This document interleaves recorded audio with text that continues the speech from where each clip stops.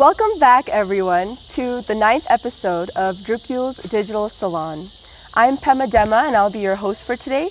And with me today, I have a PhD candidate, David Hecht. And David has extensive experience working for the protection of our environments, for the preservation as well. And he's also a research partner with the Royal Society for the Protection of Nature. And during his time here in Bhutan, he was also conducting research to find a community-based approach to conservation. Welcome, David. Thank you so much for having me. Yeah, I hope you've been enjoying your time here in Bhutan the many years. Of course, I always have, and I've been so grateful to have the opportunity to be coming for the last 8 years. I hope it continues. Wow. So first, can we start off by having you tell us a bit more about this community-based research? Of course. Yeah, so again, thank you so much for having me. I suppose the story of how the research developed predated my graduate studies. And so in 2014, Wow. I came to work with the Royal Society for Protection of Nature with the International Crane Foundation. This is an organization based in the US that works with all 15 species of cranes around the world. And so in Bhutan and in Tibet and in China, we have the black-necked crane, Chung Karmo. So I came to work with RSPN and develop some education programs and outreach materials related to black-necked cranes and black-necked crane conservation. And that's when I realized that I needed some more tools to better understand how community-based conservation works. So I started my graduate program, a PhD program in the US called Integrative Conservation and Anthropology. So I was really curious about merging these sciences and traditions from the biophysical sciences and the sociocultural sciences. And that's when my research really took shape. So as an environmental and cultural anthropologist, I'm particularly interested in how people's values and beliefs and perceptions influence the way environmental conservation works and sort of creates opportunities to share knowledge and share cultural insights that are otherwise often invisible in conservation and development discourse. And so in particular, when I was working in Bhutan, I was interested in people's sort of perceptions of these species of conservation concerns. So black-necked cranes, white-bellied herons, species like this. And I wanted people to tell me a little bit more about their relationship with these non-human beings. And what emerged in these conversations were that these focal species were not the only non-human beings that they were interacting with within their own environments. Stories of local deities and non-human spirits were also really common discussion points in our conversations. So Yula, Jida, Neda Jida, Gyalpo, Lu, Tsen, Nepo, Mola, Pola, all these different types and classes of deities emerged in these conversations. And that's when my research took a very different turn. Oh, that's so nice. Talking with our local community people, you're able to really go even beyond. So what did you learn through your research about the local deities and the environment? And were there like any particular shared stories that connected with you and your work? Like, good? Yeah, so many stories. I mean, RSPN has had long-term relationships with many of these community partners. And so I already had this great opportunity to work with research participants, community-based conservation groups who had been, sort of approaching these challenges of environmental conservation in Bhutan for many decades. And so there were so many stories that emerged in our conversations, in some of our focus group discussions, that were really illuminating to me and showed how there are all of these different relationships that local communities have, not with just the non-human world of animals and wildlife, but with the more than human world of deities, spirits, and divinities that also reside in the landscape. Yeah, so in their one story comes to mind in particular when we were working in Pobjika and Gangte, which is the site, the largest site for wintering black-necked cranes in Bhutan. One of my, who I consider a friend now, Apyanka, he's an elder in the community in Pobjika. He was relaying a story to me about two local deities that had sort of an interaction in the past that had an environmental consequence. And so if you will bear with me, I will try my best to relay that story to you, since you asked. Sure. So, long time back, long ago, Hema, right? There were two local deities who lived on opposite sides of the Pobjika Valley, Age Dilip and Age Sip. Okay. There was some conflict, some warring between them. And that conflict was ongoing and continuing on, so much so that they started to war with one another. Age Dilip shot an arrow all the way across the Pobjika Valley and hit Age Sip. It struck him in the eye, and it made him blind. So since that point on, he was called Age Sip Zao. And at that time, Age Dilip's place was completely barren of trees. There were no trees in his territory, his podrang, or his citadel. And so once he made Age Sip Zao blind, he took all of his trees, which were his clothes, and he brought them to his territory and populated his citadel, his podrang, with dense jungle and forest. And this was such an interesting story to me at this time, because I could look out on the landscape across the valley in Pobjika and see exactly what Apyanka was talking about. Sip Zao's territory, barren of trees, and Age Dilip's territory covered in forest. And so to me, it really underscored how these local deities and non-human spirits are agents of environmental change, or can be agents of environmental change. Wow, that is so rich.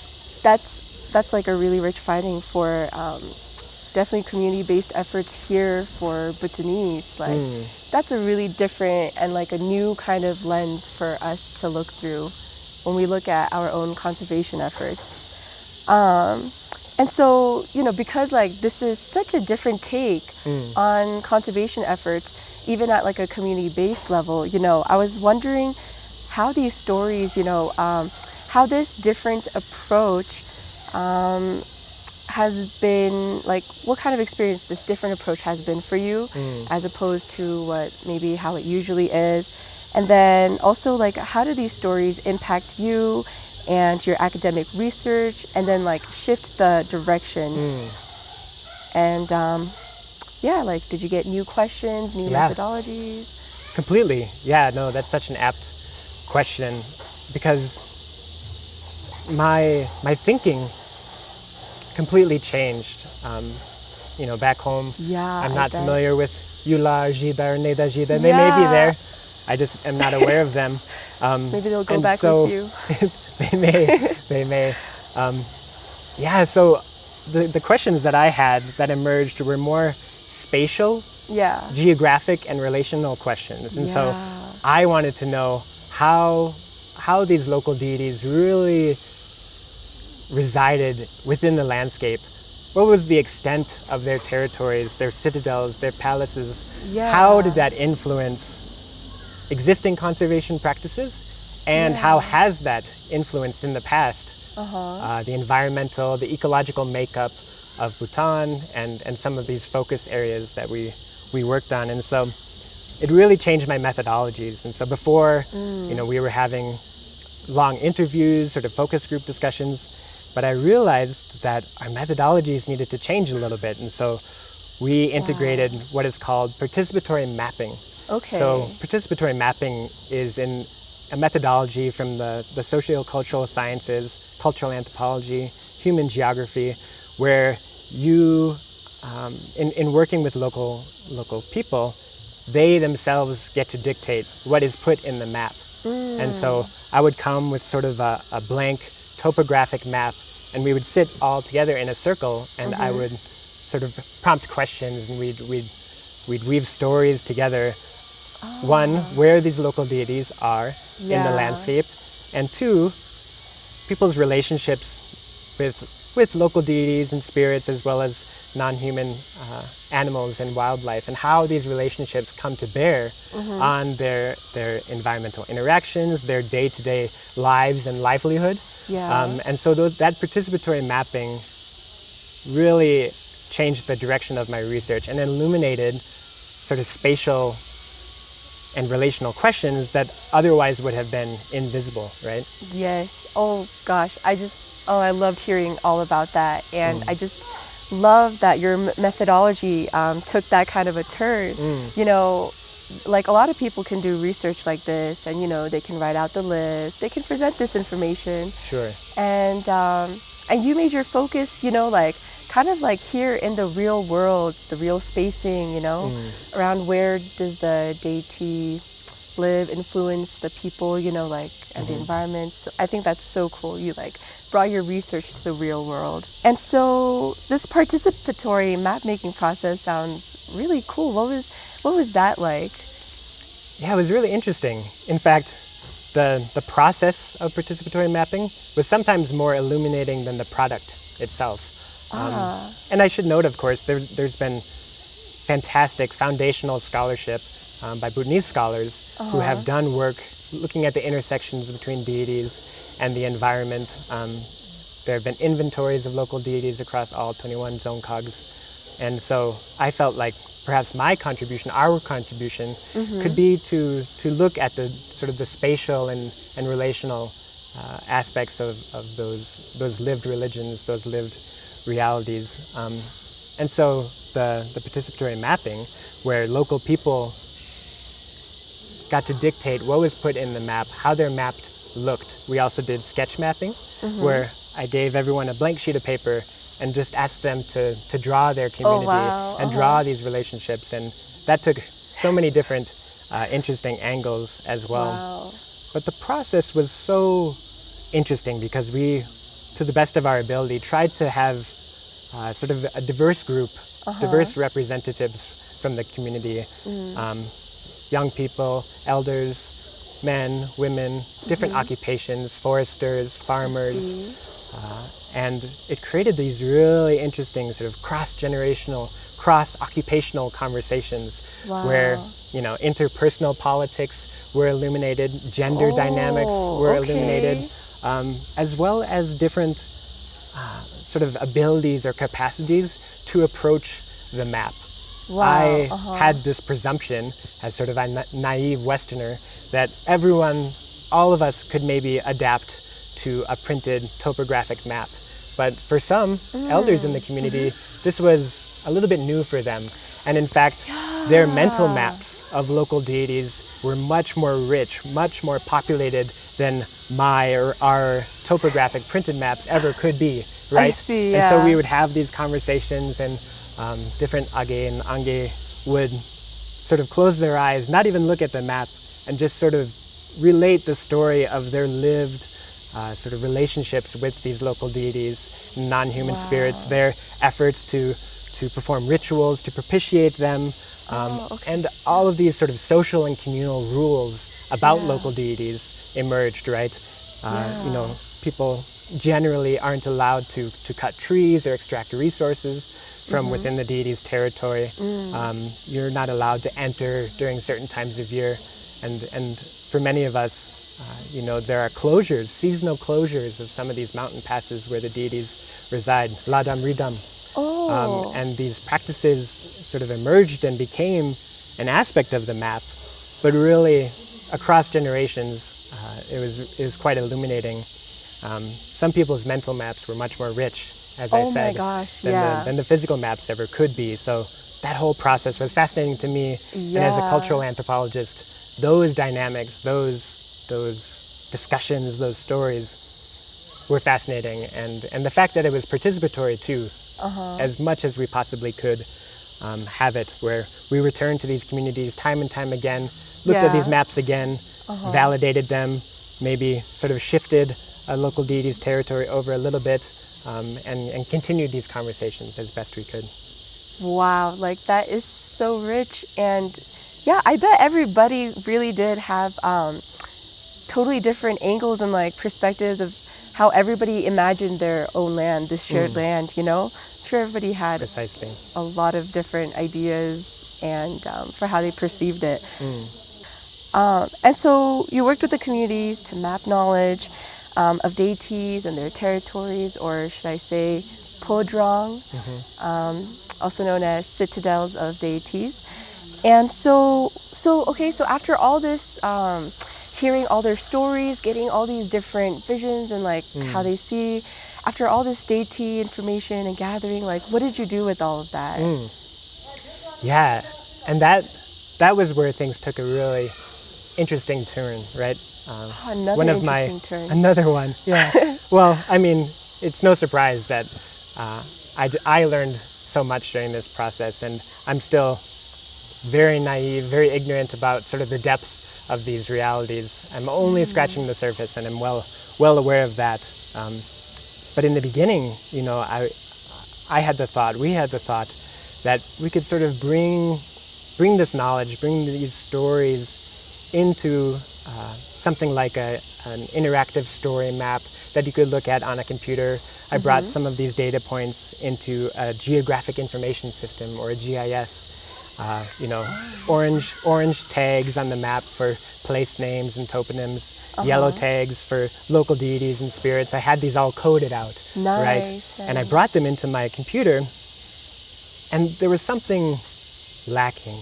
Something was insufficient. It was still very unrepresentative of the lived worlds of our research participants. It became inanimate, coded data points that were just brought into my computer, and they became flat, uninteresting, and unrepresentative. Yeah, compared to all this color you experienced during the participatory So I felt like I was failing.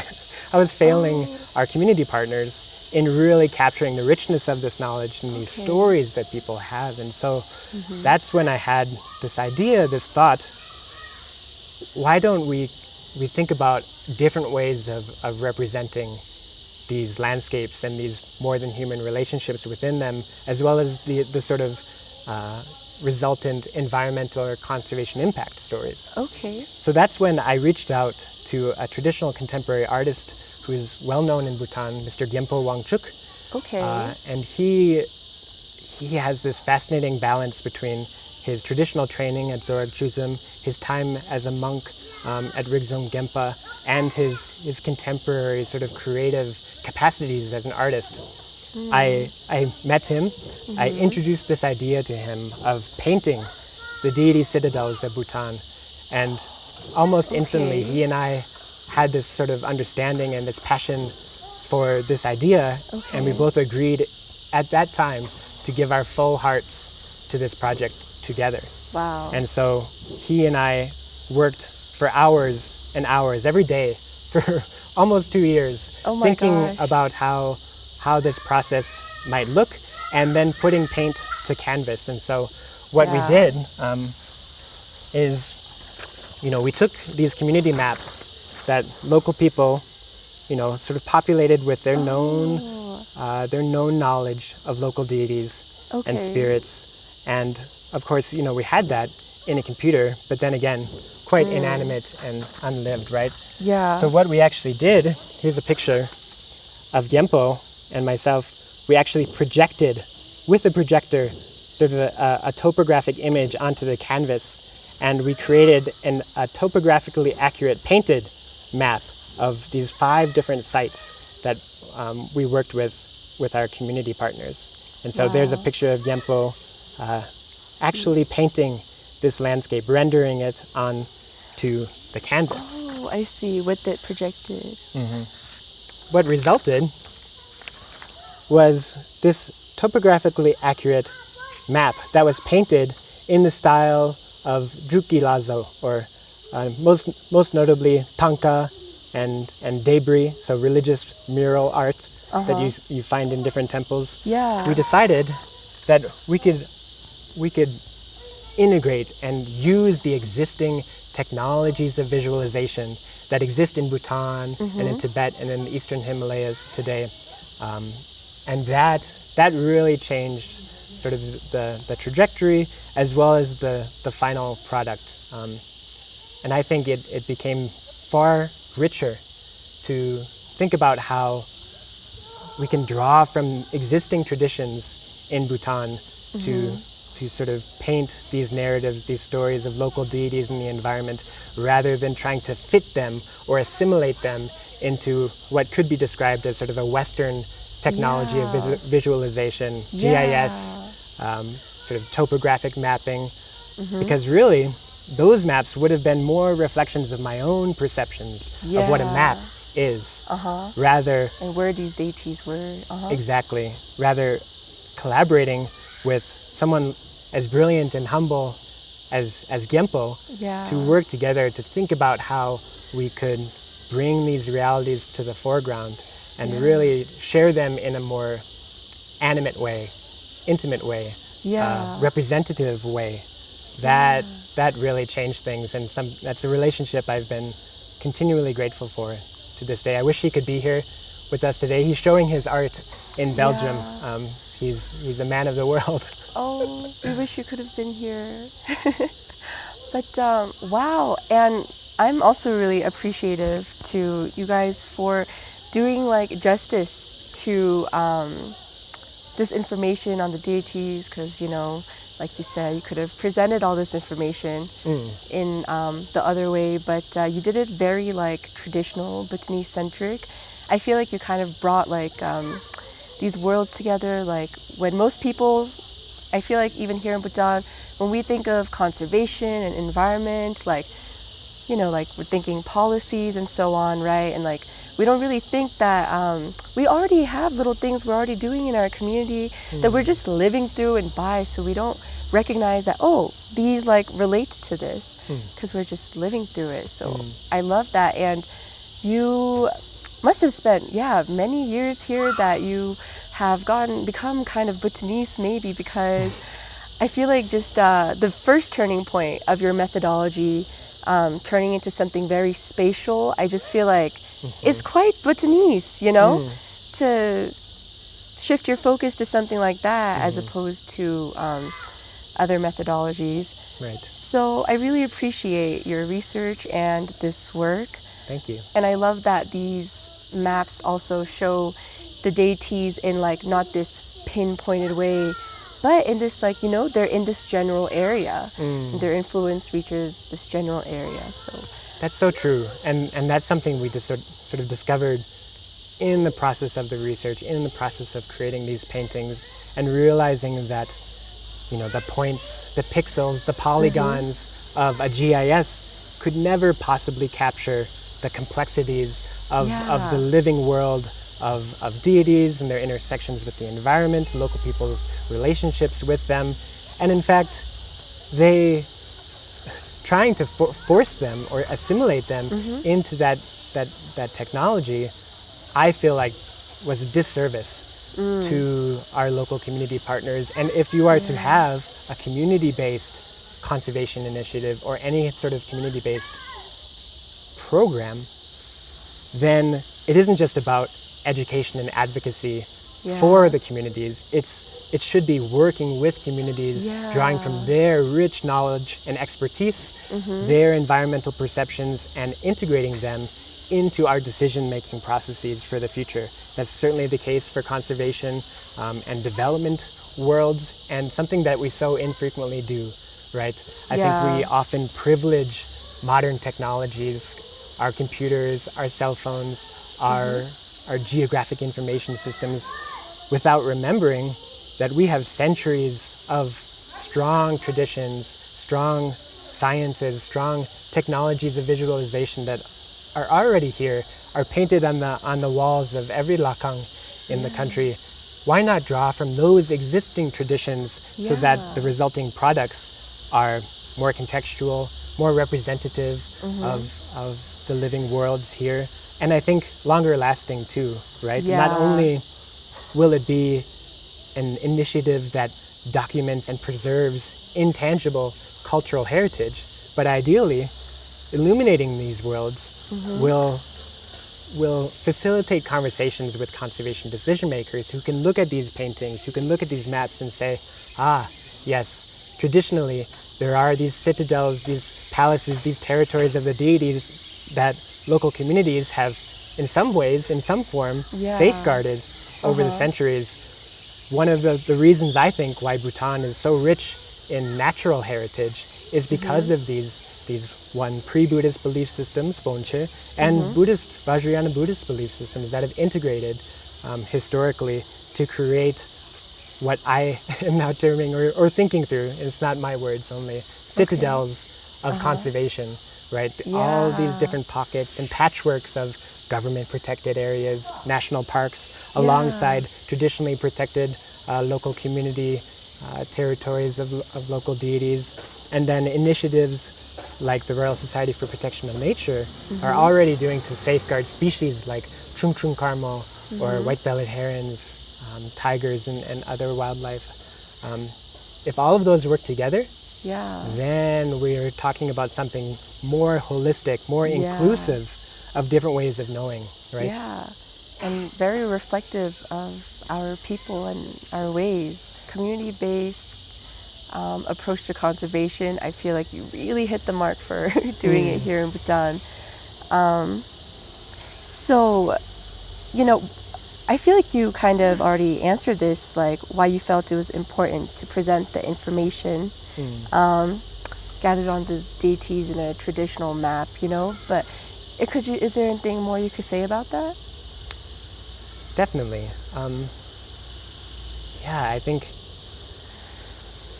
I think there's something powerful about paint and art. So to me, even though some might argue that bringing this knowledge, local community knowledge of deities into a computer, it's more malleable, right? It's editable. You can go in and you can change it. You can adapt it as things change, as deities move with families, as roads are built and development happens, and perhaps deities' citadels shift, or they shrink, or they expand. That certainly emerged in a lot of our interviews and our participatory mapping discussions. And yet, to me, I feel like we so often privilege these technologies over existing traditional technologies. And to me, paint has a living quality, right? And this is something that I learned in the studio with Gyempo. I'm not an artist or a painter myself, but especially the paints that Gyempo uses, he uses traditional natural color. So color he derives from stone, sticks, herbs, roots. And so there's a smell to these paints. There's a texture to these paints. And when you put it on the canvas, sure, it stays, but there's something living about that. I see. One of the things that I found really interesting about this process. So here's just a cross section of one of our paintings. This is Tankar Draksen in Bomdeling, painted with natural color.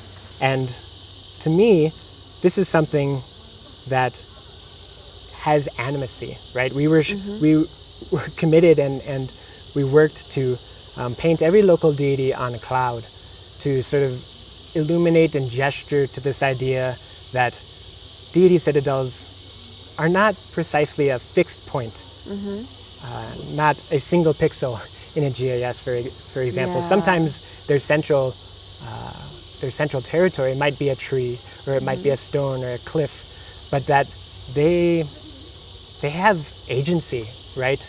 They have animacy, and so painting them in this way on clouds illuminates that. It sort of gestures to their general territory without fixing it into a certain point. And to me, that's why it was important to paint these maps in that way, to bring vibrancy, to showcase that it's a living tradition.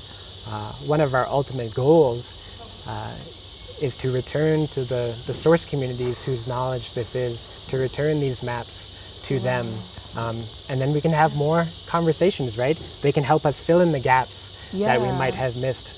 If we were to truly depict every local deity and every non-human spirit in these communities, you wouldn't be able to see the landscape at all, right? There are hundreds of deities in these areas that are known to people, and so we had to privilege certain deities that exist in most of the community rituals, that have torma cakes made for them, that are in the Sirkim Pecha, the offering texts.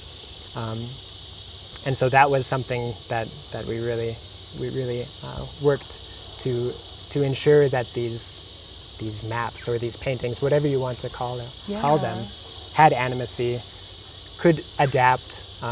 Kempo and I have often talked about being able to, he's able to paint names again of local deities on these maps. They can be living documents if we wish them to be, and that's the beauty of paint and art, in my humble opinion. It's like a living document. Exactly. Yeah, couldn't get that from like a GIS and other methods. Yeah, I think so. Yeah, differently living. Yeah, definitely. Oh yes. Yeah. And so it's like you gave back in more than several ways. Like this traditional Bhutanese map is also giving back to the community, because it's when you like educate, advocate for a community and so on, it's like you gave back some information that you're able to synthesize with all of them, that they were able to participate in, but also in a way that they're familiar with. When they look at this map, like you said, the old people from the communities that you spoke with, they weren't really familiar with like the topographical maps, Right. and so on. So this is like a gift to us, to our communities as well. Thank you for saying so. We hope it is, and we hope it can continue to be a point of conversation, a point of documenting and preserving this cultural heritage. And it can be an evolving conversation, right? We hope not to end here. One of our goals is to have a full exhibit in Bhutan of all 5 of these paintings from the 5 different locations and communities where we worked. It also happens to be the 5 different sites where you can find black-necked cranes in the country, where conservation programs exist and are already working to safeguard these species. And so we have this really interesting intersection of conservation NGOs, government organizations, different people with different occupations who might have sort of a different worldviews or different ways of thinking about the environment, right? Yeah. But if we can integrate those together, then there are more voices at the table. There are more perspectives that are contributing to the decision-making processes for the future of the environment in Bhutan, for the future of Bhutan's cultural heritage. And that's what I find so fascinating and interesting about these maps, is, to me, these paintings, I suppose, they represent so many different intersections. Yeah. And to me, I've been so humbled and grateful for what I feel has been a true collaboration between Mr. Gempo Wangchuk, his apprentice Pema Dema, and myself, to really think through these complexities. I mean, I can't tell you how many hours we spent in the studio thinking through these processes. We were contacting religious and spiritual authorities in these different communities by phone. Wow. So we were using these different technologies to our benefit and to our aid, without forgetting some of the traditional technologies of visualization and depicting the Himalayan landscapes in Thangka or debris or other religious art forms, integrating those. That was our goal. Yeah. I think we may have been slightly successful in that regard, which has Slightly been very, indeed. very affirming. Of course, it comes with contradictions and challenges and hypocrisies. It's not perfect by any means, but I know we feel gratified by how far we've come. Wow. Yeah. And when you were going into some of the NGOs and, like, what were the findings from your research, and like, how do you think they can help us think about environmental protection and all the existing conservation efforts that already exist as well, and in Bhutan and beyond? Yeah. Well, I think in some ways, I've talked through this thought a little bit. But just to give you an example, so working with community partners who engaged in these participatory mapping projects, we found in most of these high altitude wetlands, of course there local deities and spirits everywhere, but particularly Yula, Jida, Neda Jida, who had hillside territories, mountainside territories, Okay. that these citadels were often covered with old growth forests that were safeguarded by local communities in some form, right? Because there are certain social and communal rules, prohibitions from entering during the wrong time of year, from extracting certain resources. And so these ad hoc conservation areas, in some ways, one could argue that, surrounded these central valleys. And if you think about the way in which a watershed works, or the hydrological processes of a valley works, without these old growth forests on the cliff sides, on the mountain sides, there would be no wetland. There would be no sort of water depository that is critical habitat for birds like black-necked cranes, or birds like white-bellied heron, and other wildlife. So to me, the findings suggest what local people have always known, right? Yeah. Is that we cannot survive without these surrounding forests. In fact, we need to have good relationships with the more than human beings that reside in those places, so that, one, our families can be strong and healthy, our livestock can be healthy as well. Propitiating these local deities can prevent natural disasters from occurring, earthquakes, hail that might damage crops. And so there are these reciprocal relationships that are essential to maintaining the ecological integrity of these areas. Yeah. And if those perspectives, if those worlds can work together with conservation organizations like the Royal Society for Protection of Nature, World Wildlife Fund, of course the branches of the government, National Environmental Commission, Ugyen Wangchuk Center for Conservation and Education Research, if these agencies, if these groups can work together, and all of these voices are brought to the table, then I think real change, real environmental stewardship can happen without excluding certain voices because they are quote unquote something of the past, or something that is no longer relevant. We know we know that working across generations and across perspectives and worldviews in fact creates stronger, more sustainable approaches to safeguarding our environment and protecting these places that we all hold dear, that are contributions to Bhutan's and the world's natural legacies, cultural legacies, natural heritage, cultural heritage. The merging of these, to me, is where real change happens. Yeah, because you can't just ignore the histories that are already there. You can draw on them, as I think you did, because a lot of the stories you heard, I'm sure, it's like oral information, stories that have been passed down. Truly.